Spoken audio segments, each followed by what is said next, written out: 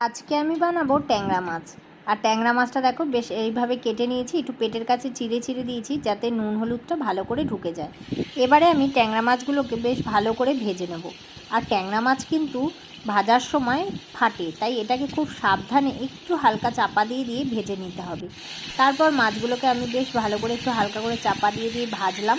তারপর মাছগুলো ভেজে তুলে নিলাম। তো আমার এখানে সমস্ত মাছ ভাজা হয়ে গেছে। এবারে আমি কড়ার মধ্যে তেল দিয়ে তাতে পেঁয়াজ দিয়ে দিলাম। পেঁয়াজটা যেই ভাজা ভাজা হয়ে গেল, আমি একটা মশলার পেস্ট করে নিয়েছিলাম, সেটাকে দিয়ে দিয়েছি। এখানে রয়েছে আদা বাটা, রসুন বাটা, লঙ্কা বাটা, আর রয়েছে কাশ্মীরি গুঁড়ো লঙ্কা। তো নুন হলুদ দিয়ে ভালো করে বেশ মশলাটাকে ভালোভাবে কষিয়ে নেব। তো যতক্ষণ পর্যন্ত না কালার চেঞ্জ হয়েছে, বেশ তেল ছেড়েছে, ততক্ষণ আমি মশলাটাকে বেশ ভালো করে কষিয়ে নিলাম। তো এবারে দেখো, এবারে আমি এর মধ্যে মাছগুলো দিয়ে আর জল দিয়ে দেবো অল্প করে।